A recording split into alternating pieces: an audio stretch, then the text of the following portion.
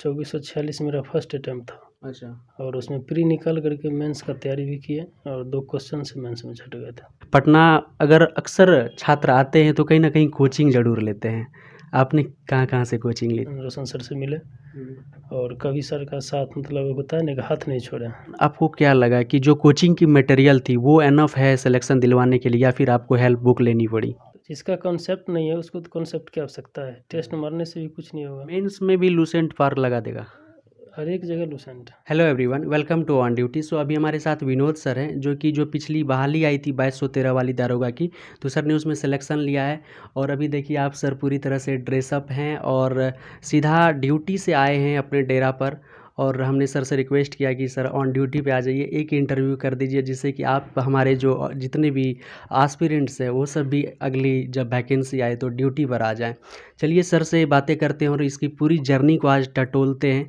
क्या क्या book list इन्होंने फॉलो करे थे अपने स्टडी के दौरान कि आज इस मुकाम पर हैं हम, और आप अभी सिविल ड्रेस में लेकिन ये खाकी में बैठे हुए हैं। जो भी चीज़ें हैं इसकी पूरी जर्नी को देखेंगे आज, और पूरी स्ट्रैटेजी किस प्रकार से इन्होंने तैयार की थी तैयारी के दौरान, ये सभी चीज़ें देखेंगे। और दारोगा तैयारी से संबंधित जो भी चीज़ें हैं इस वीडियो में हम डिटेल में कवर करने वाले हैं। तो अगर आप चैनल पर पहली बार आए हैं तो चैनल को सब्सक्राइब करिए, वीडियो पसंद आती है तो वीडियो को लाइक कर दीजिए। और इस रिगार्डिंग अगर आपकी कोई भी क्वेरी रहती है तो आप हमें इंस्टाग्राम और फेसबुक पर मैसेज कर सकते हैं। सर स्वागत है आपका ऑन ड्यूटी में। थैंक यू एंड कॉन्ग्रेचुलेसन्स कि फाइनली आपका सिलेक्शन हो गया और आप वर्दी में हैं। धन्यवाद। एजुकेशनल बैकग्राउंड क्या रहा आपका? एजुकेशनल बैकग्राउंड तो पहले 2013 से 16 में हमने ग्रेजुएशन किया और उसके बाद 2013 में पटना आए थे। अच्छा। और उस दिन से लगातार मेहनत के बाद 2022 में सफलता मिली। तो बताइए, जब आजकल के दौर में जहाँ एक गवर्नमेंट जॉब के लिए एस्पिरेंट्स को इतनी मेहनत करनी पड़ रही है, आप आए किस तरह से यहाँ पर, कितनी मेहनत करनी पड़ी, आपकी जर्नी किस प्रकार की रही? जर्नी तो 13 में स्टार्ट हुआ था पटना में। तो 13 में कंपटीशन लाइन की तैयारी 13 से स्टार्ट हुआ था, तो 13 से लमसम 22 तक चला। लेकिन उस बीच कभी मतलब बहुत सारा रिजल्ट भी हुआ था लेकिन फाइनल सिलेक्शन नहीं हो पाया। अच्छा। और लास्ट का 2 साल का जर्नी सफलता के करीब पहुंचाया। अच्छा, इससे 2213 से पहले आप 2446 और 1717 में भी अपीयर हुए थे? नहीं, 17 से 17 में अपीयर नहीं हुए थे। 2446 मेरा फर्स्ट अटैम्प्ट था। अच्छा। और उसमें प्री निकाल करके मेंस का तैयारी भी किए और 2 क्वेश्चन से मेंस में छट गए थे। अच्छा, तो वहाँ पे क्या ऐसी गलतियाँ की आपने कि 2 क्वेश्चन नहीं हो पाया, जबकि मेरिट के लिए तो कहीं ना कहीं आपको जितना कट ऑफ जाता है उससे बहुत थोड़ा आगे लेकर जाना पड़ता है अपने स्कोर को, तो वहाँ क्या गलतियाँ हुई थी जिसे कि आपने सुधार किया?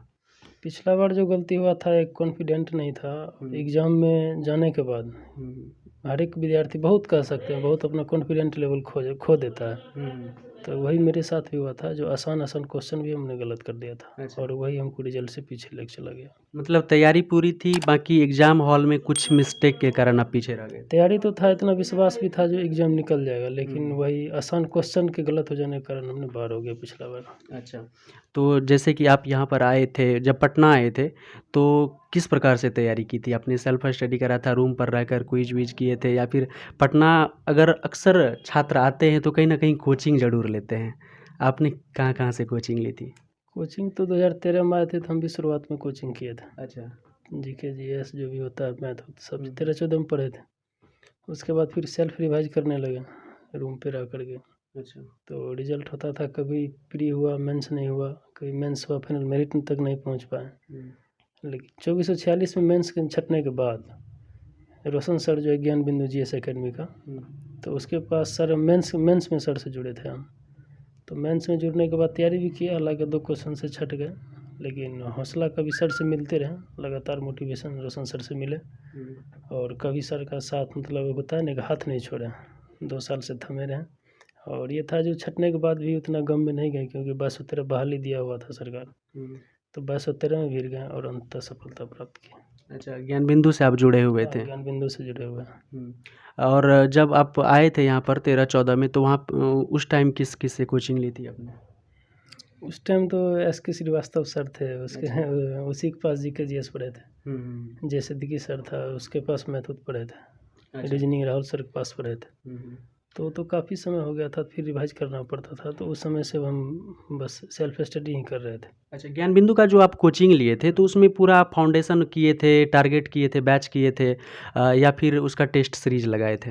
नहीं, ज्ञान बिंदु को हॉस्टल में रहे थे हम। अच्छा, हॉस्टल 2446 का जब मेंस आया था, मेंस के समय में, तो ज्ञान बिंदु सर मतलब एक लाइब्रेरी लिए थे हम लोगों के लिए, जितना भी मेंस का था लाइब्रेरी में मतलब रहते थे हम लोग। सर मतलब कहिए भर दिन लॉकडाउन लगा हुआ था, तो भर दिन हम ही लोग के साथ रहते थे। अच्छा। और बहुत अच्छा से मोटिवेशन करते थे।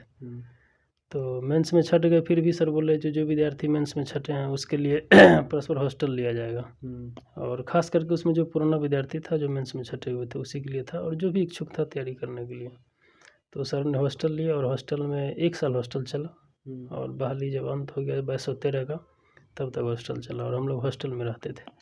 अच्छा, जैसे कि आप 2446 में छट गए थे, वहाँ पे भी आपने पढ़ाई की थी इस कोचिंग से, और 2213 में तो आपको सिलेक्शन हुआ। लेकिन इस दौरान आपको क्या लगा कि जो कोचिंग की मटेरियल थी वो एनफ है सिलेक्शन दिलवाने के लिए, या फिर आपको हेल्प बुक लेनी पड़ी? कोचिंग की मटेरियल भी एनफ है, लेकिन हम विशेषकर सेल्फ स्टडी किए हैं रोशन सर के मतलब डायरेक्शन में। हॉस्टल में रह करके सर आते थे पर रात, मतलब 9-10 बजे सर आते थे। 2-2.5 घंटा सर अपना पर रात का समय देते थे हम लोगों को।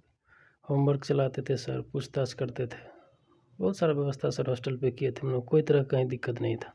डेली टेस्ट जो होता है सर का 50 क्वेश्चन का डेली टेस्ट, वो सर हम लोगों को वहाँ ऑनलाइन सुविधा करवा दिए थे। एक टीवी लगा दिए थे हॉस्टल पे, तो वहाँ से वो टेस्ट चलता था। उसके बाद फुल लेंथ टेस्ट भी सर मेंस में 40-45 को करवाए थे, तो उसका भी डिस्कशन होता था।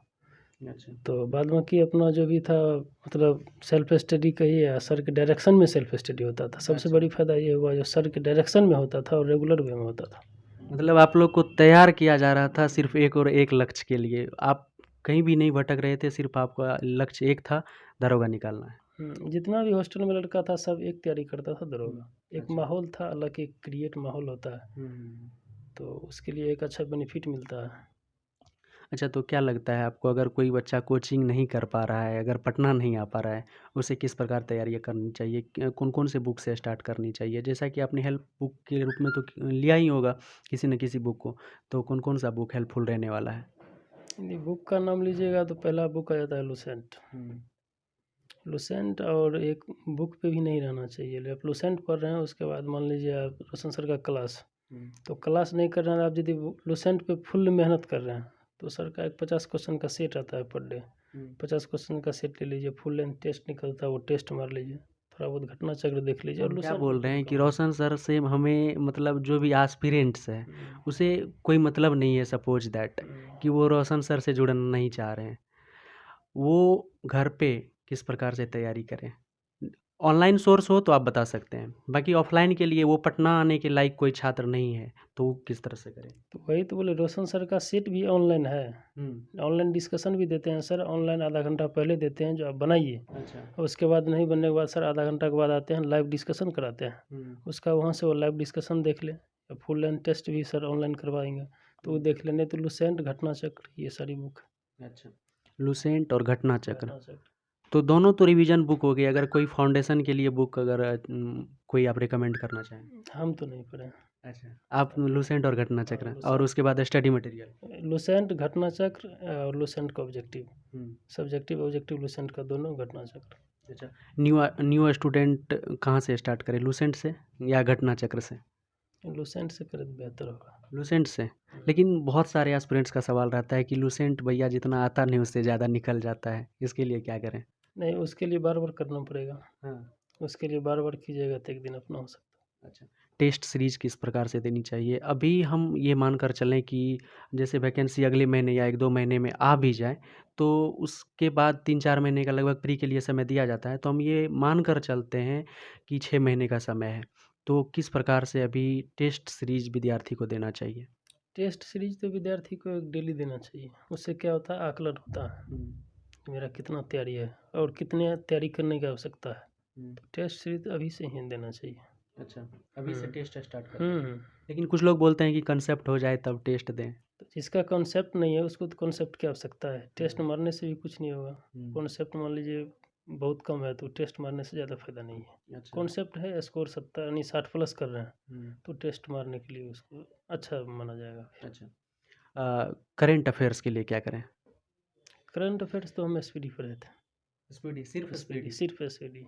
इससे हो जाएगा? हाँ, एनफ एनफ है इसमें? एनफ। और जनरल साइंस के लिए क्या करें? जनरल साइंस के लिए तो लूसेंट है, लेकिन हम ये बिट्टू झा सर का जो नोट थे बायोलॉजी का, तो बायोलॉजी में बिट्टू सर का नोट पढ़े थे, बहुत अच्छा उसमें दिया हुआ है सर का। अच्छा, अगर लूसेंट से नहीं होगा साइंस? साइंस थोड़ा मोड़ा लूसेंट से बाहर जाता है, अच्छा, 2-4-5 क्वेश्चन कहा जा सकता है। दूसरे हेल्प बुक की ज़रूरत पड़ सकती है या फिर किसी क्लास टीचर के मटेरियल की? हाँ, मटेरियल की उसमें बायोलॉजी में या साइंस में कुछ मतलब क्लास टीचर का आवश्यकता पड़ सकता है नोट का। अच्छा, मैथ और साइंस जो एक वाइटल रोल प्ले करता है, किस लेवल का रहता है? वो किस प्रकार से करनी चाहिए? क्या लगता है आपको, ज़्यादा समय देना चाहिए या फिर निपट लेंगे? वो नॉर्मल लेवल है, ज़्यादा मतलब हार्ड जो सब नहीं पूछा जाता है, एक नॉर्मल होता है, रीजनिंग और मैथ एक नॉर्मल है।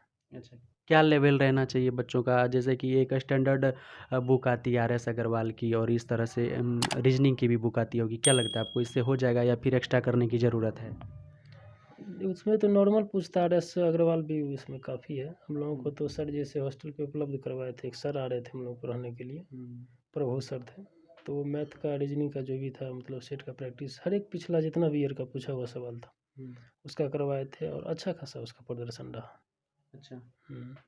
तो फिर अभी जो नए छात्र हैं उसको इसी तरह से तैयारी करनी चाहिए कि सेट वो कंसेप्ट के बाद ही लगाएं? अभी से वो तैयारी करे, यदि उसके पास कॉन्सेप्ट आ जाते हैं तब टेस्ट मारे। टेस्ट क्या है, 2-4-5 नंबर और प्लस करेगा उसका। टेस्ट ये नहीं है जो तैयारी नहीं है, बहुत कम है, टेस्ट से बहुत ज़्यादा ग्रोथ नहीं कर पाएगा। यदि अच्छा खासा तैयारी है तो टेस्ट मारे तो और बेहतर होगा। अच्छा, प्रीलिम्स एग्ज़ाम को ध्यान में रखते हुए चलना चाहिए या फिर प्रीलिम्स और मेंस दोनों साथ में होना चाहिए? देखिए, दोनों का सिलेबस एक ही है, प्रीलिम्स का ये, मेंस के कोई अलग सिलेबस नहीं है। प्रीलिम्स में करंट अफेयर्स जुड़ जाता है, और मेंस में मैथ रीजनिंग जुड़ जाता है अधिकतर। मतलब मैथ रीजनिंग तो वैसे अब की बार प्री में भी पूछ दिए थे, 8-10 को मिला के मैथ रीजनिंग थे, लेकिन मेंस में इसी का संख्या बढ़ा देते हैं, 20 से 25 कर देते हैं, लेकिन उसमें करंट अफेयर्स गायब कर देते हैं। तो प्री में करंट अफेयर्स शामिल कर लीजिए, मेंस में मैथ रीजनिंग शामिल कर ले, तो सिलेबस जीके जीएस का सेम सिलेबस, उसमें कोई 70-75 में कोई छेड़छाड़ नहीं है। उधर 20 से 25 नंबर में करंट अफेयर्स या उसके स्थान पर फिर मैथ रीजनिंग होते रहता है। मेंस के लिए कुछ एक्स्ट्रा एफर्ट लगाने की ज़रूरत है क्या?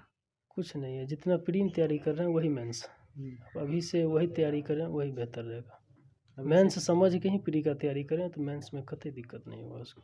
तो मेंस में भी लूसेंट पार लगा देगा? हर एक जगह लूसेंट, हाँ। लूसेंट।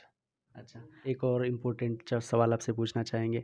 आपके बहुत सारे दोस्त जो कि 2213 में भी छँट गए होंगे, उसके लिए आप क्या मैसेज देना चाहेंगे? उसके लिए यही मैसेज देंगे, जो धैर्य नहीं खोएं। एक बार में सफलता नहीं मिली, अगली बार मिलेगी, और धैर्य और साहस से तैयारी करते रहें। एग्ज़ाम हॉल में घबराएं नहीं, जो गलती आप पिछले बार किए हैं वो अब की बार गलती नहीं करना है, और अभी से तैयारी में लग जाएं।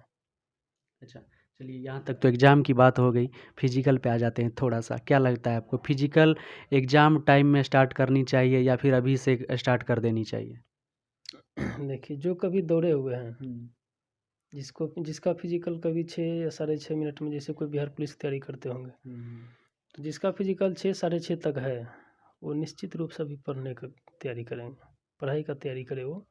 एग्ज़ाम के बाद में मतलब फिजिकल जो है 1 महीने 15-20 दिन काफ़ी है, जिसको कॉन्फिडेंट है जो हम 6-6.5 तक मार सकते हैं। नहीं तो एक बार 15-20 दिन या 1 महीना वो दौड़ के देख लें, यदि 6.5 तक आ जाते हैं तो एग्ज़ाम का तैयारी करें। फिर रिजल्ट के बाद वो कभी भी दौड़ेंगे तो 6.5 के अंदर फिजिकल आ जाएगा उसका। और जिसका नहीं है फिजिकल, अभी भी महीना 1.5 महीना दौड़ने के बाद भी 6.5-7 के अंदर नहीं आ रहा है, तो अभी से फिजिकल करें।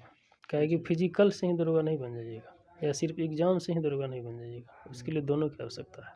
अच्छा, इसमें एक पोस्ट सार्जेंट की भी आती है, क्या मेजर डिफरेंस है? सार्जेंट तो पुलिस लाइन में रहते हैं ना, मतलब एसआई फील्ड वर्क हो गया, जैसे मतलब थाना में रहेंगे। सार्जेंट का काम है पुलिस लाइन में रहेंगे। उसके लिए क्या अलग से करना पड़ता है? उसके लिए कुछ नहीं, फिजिकल पे सार्जेंट होता है। सार्जेंट का मेजरमेंट जो है उसका अलग रखें, एसआई का मेजरमेंट अलग है। अच्छा, उसमें हाई जंप मतलब लॉन्ग जंप, दौड़ तो दोनों का सेम है। सार्जेंट के लिए हाई जंप 4.5 फीट हो जाता है, लॉन्ग जंप उसके लिए 15 फीट हो जाता है, और गोला उसके लिए 20 प्लस हो जाता है। यही 3 मेजरमेंट सार्जेंट और एसआई में अंतर देता है। और इसके बाद अगर मेडिकल की बात करें तो ऐसा कहा जाता है कि इसमें मेडिकल एक तरह से ना के बराबर टफ लिया जाता है। तो मेडिकल में अगर किसी छात्र को कोई दिक्कत है थोड़ी-मोड़ी, जैसे कि सबसे ज़्यादा प्रॉब्लम और सबसे ज़्यादा कमेंट्स जो हमारे पास भी आते हैं कलर ब्लाइंडनेस को लेकर, क्या लगता है कलर ब्लाइंडनेस वाले छात्र इसमें जा सकते हैं? देखिए, ये तो नहीं कहा जा सकता है। मेरे सहरसा से हम लोग 27 हुए थे, अच्छा। तो किसी को नहीं हुआ था ऐसा। मतलब ये भी नहीं सुना है जो कोई आज तक रुका है। हुँ। मेरिट के बाद नहीं सुना है जो कोई विद्यार्थी रुका है। मेडिकल में हाँ, दिक्कत। विशेष परिस्थिति में हम लोग भी पता करते थे। मेडिकल होने से पहले हम लोगों को भी डर था हुँ, कि क्या होगा नहीं होगा, तो हम लोग भी पता करते थे। तो कोई सीनियर बताते थे जिसको मान लीजिए बहुत बड़ा होता है, जैसे एड्स-उड्स हो गया या कोई मतलब एक बहुत बड़ा बीमारी होता है, तो वही हुँ। वंचित रह सकता है, नहीं तो नहीं के बराबर रहता है। अच्छा। मेडिकल में कोई घबराने की आवश्यकता नहीं है, कुछ होने जाने वाला नहीं होता। चश्मा चलेगा? सब चीज़ चलेगा। हुँ। कोई ऐसा मान के चलाता है, कोई छँटता ही नहीं है मेडिकल में। अच्छा, मेडिकल के लिए टेंशन नहीं लेना कि कुछ भी है चलेगा, बाकी कोई बड़ी मेजर प्रॉब्लम नहीं होनी चाहिए। अगर मेजर प्रॉब्लम रहेगी तो वो फिज़िकल क्लियर कर नहीं पाएँगे, है ना? नहीं, ऐसा नहीं होता। कोई विद्यार्थी मान लीजिए अभी चश्मा लगा रहे हैं, तो वो हुँ। दरोगा का फॉर्म ही नहीं भरते हैं। वो अच्छा। बोलते हैं हमको होगा, मतलब होगा नहीं मेडिकल में, इसको इतना डरा दिया जाता है। तो जिसका आँख 6/6 नहीं है, ज़्यादा भी है, तो हुँ। उसके लिए कोई दिक्कत नहीं है। मेडिकल में कहीं कुछ नहीं होता है। अच्छा। राज्य लेवल का जितना भी फोर्स है, बिहार पुलिस दरोगा या कुछ भी, उसका मेडिकल नॉर्मल होता है। मेरिट के बाद मेडिकल होता है, तो मायने नहीं रखता है। हुँ। सबसे पहले दिमाग में ये बात रखनी चाहिए। चलिए, चलिए थैंक यू सो मच कि आपने इतना इम्पोर्टेंट टाइम दिया। Thank you. तो ये विनोद सर थे जिन्होंने अपनी पूरी जर्नी बताई, स्ट्रैटेजी बताई और बताया कि किस तरह से पटना में रहकर इन्होंने पढ़ाई की थी और क्या बुक फॉलो करनी चाहिए, कॉमन बुक फॉलो करनी चाहिए, फिजिकल, मेडिकल सब कुछ पे सर ने बात किया। आई होप कि ये सेशन आपको पसंद आया होगा। मिलेंगे एक और हेल्पफुल सेशन में, तब तक के लिए अपने दोस्त ब्रजेश सत्यार्थी को दीजिए इजाज़त। जय हिंद।